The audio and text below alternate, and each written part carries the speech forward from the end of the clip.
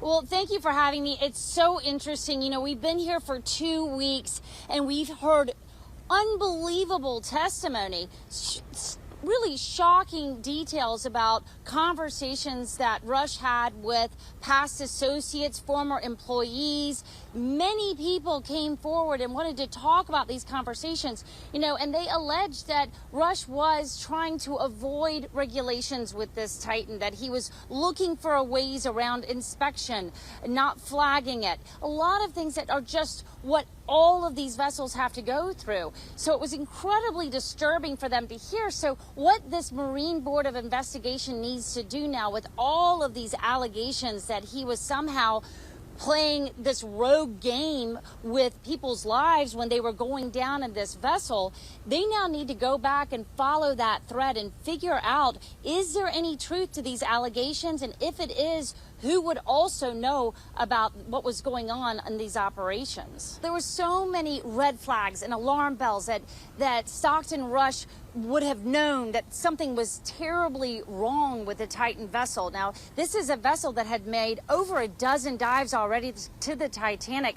There were reports that were problems all along. So one of the questions, of course, is who else would have known this kind of information? Who else was paying attention besides Stockton Rush, who was the pilot? But of course, Rush passed away in this horrible accident. So now the question is anybody else liable? Now, the Oceangate lawyers were there the whole time. They were asking a lot of questions. They were going back and cross-examining these witnesses. So obviously, they're paying very close attention to what their liability looks like.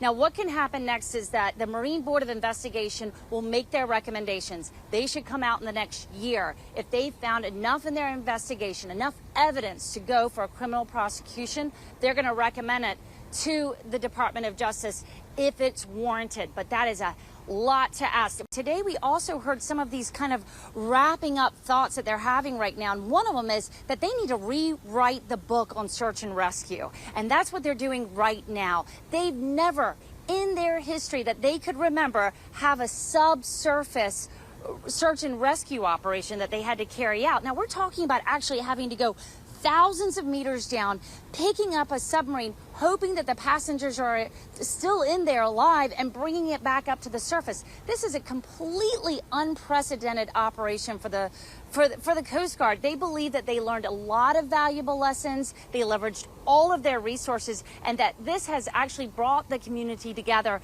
for an international type of operation. They can really leverage these kind of operations from all over the world, which is exactly what they did.